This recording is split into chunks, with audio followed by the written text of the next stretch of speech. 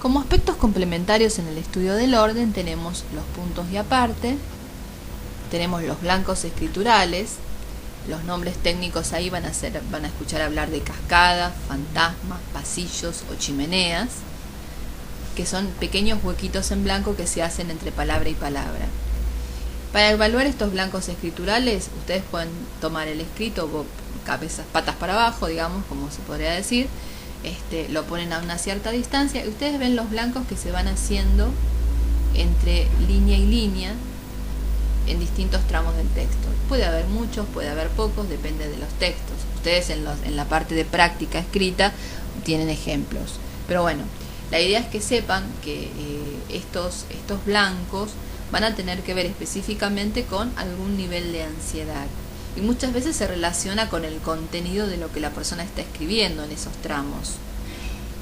En el caso de los fantasmas, por ejemplo, para analizar los fantasmas siempre tienen que tomar en cuenta que es dentro del párrafo y no se considera, por ejemplo, si el fantasma termina con un punto final, sino, por ejemplo, como en el escrito 4A, que hay dos fantasmas, son como si fueran blancos de entre 3 líneas, a veces puede ser un poquito más, a veces pueden ser más, pero lo importante es que tengan la forma de una C, como si fuera una boca, ¿sí?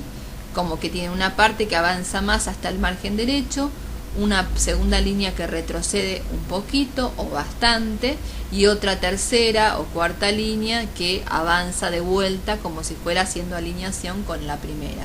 Por eso es un fantasma.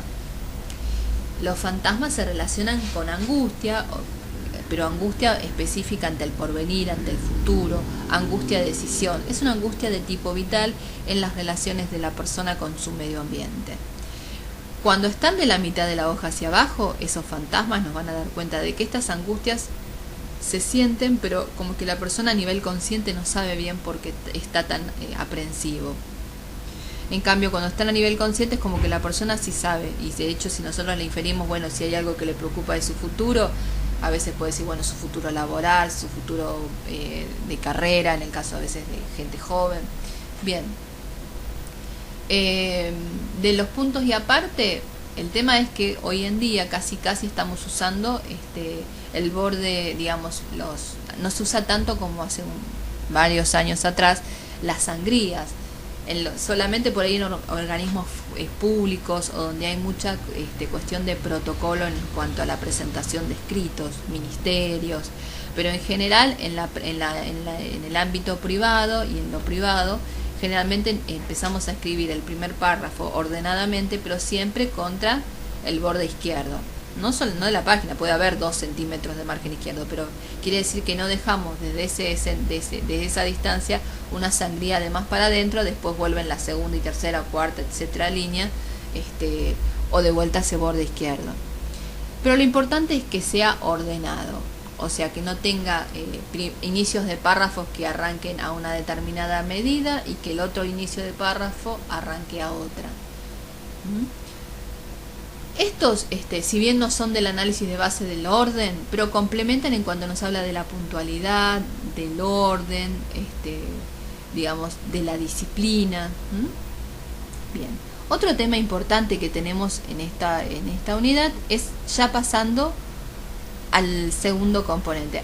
Antes de terminar esto me gustaría por ahí decirles que dentro del orden sería el primer aspecto que ustedes deberían analizar en una escritura, porque primero es muy completo en cuanto a los alcances que tiene su evaluación, y además como el orden afecta a la parte mental, a la claridad con que la persona concibe las relaciones con su mundo interno y con el externo, cómo se posiciona en relación a los demás, con qué capacidad de discriminación.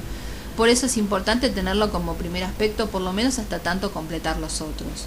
Van a ver que el orden con la forma, con el aspecto forma, que lo ven casi ya al final, tiene que ver con aspectos más ligados a lo nuclear y a lo estructural, sobre lo cual después va a descansar otros aspectos como el que vamos a comentar ahora, la inclinación, después el tamaño, la dirección, etc. Podemos decir que las distancias, por ejemplo, entre palabras o entre líneas, nos dan cuenta de la necesidad mayor o menor, de la discriminación adecuada o no que la persona tiene respecto a quienes convive y respecto a la gente que no conoce y frente a lo nuevo. Por eso cuando yo no distancio suficientemente las palabras, quiere decir que hay una falta de criterio a veces en cómo la persona percibe las situaciones que debe resolver. O sea, cómo encara la perspectiva, la amplitud de mirada, la amplitud de criterio con la que evalúa las situaciones. Así, entonces, el orden es el estudio de lo no escrito, y en términos psicológicos, los blancos serían lo no hablado o lo no actuado. Por eso, si hay blancos excesivos, puede hablar de ocio, puede hablar de ansiedad, excesiva fantasía o excesiva rumiación mental. Si hay demasiado escrito, puede ser tanto una persona muy activa, pero también como una persona muy impulsiva.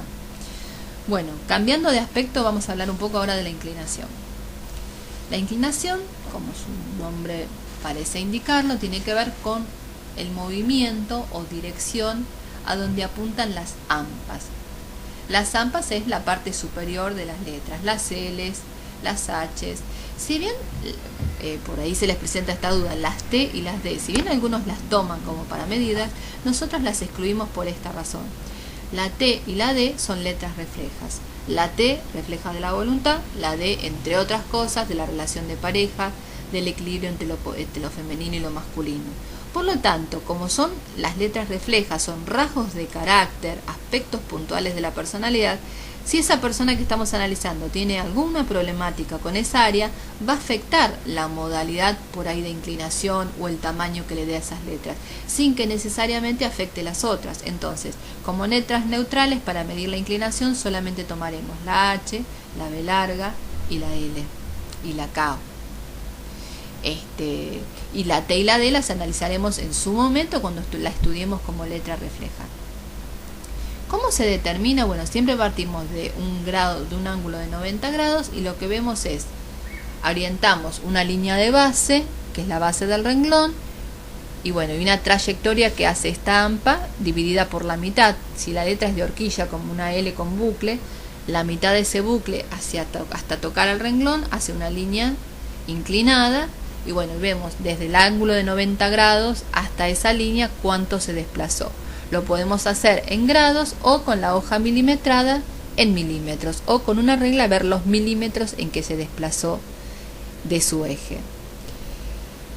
Esto se denomina también inclinación o marcha. La inclinación lo que me va a dar es la actitud social. Esto es, no necesariamente cómo la persona actúa, porque eso lo vemos en la zona media, en los trazos finales, en otros aspectos.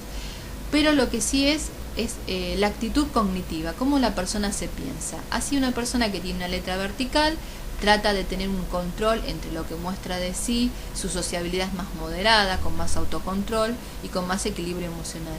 A medida que la letra empieza a inclinarse mucho, por ejemplo más de 5 milímetros o más de 130 grados, lo que va a dar cuenta es que la persona tiene apasionamiento, tiene mucha necesidad del otro.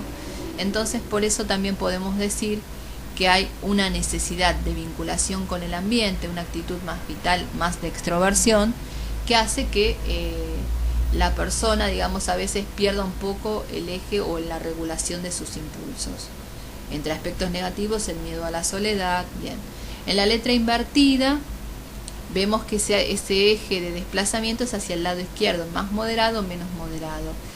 Salvo en personas zurdas, que la única excepción que tenemos, valga el comentario, es que para los zurdos, si escriben hacia la izquierda, no lo vamos a interpretar como escritura invertida con la connotación que tiene.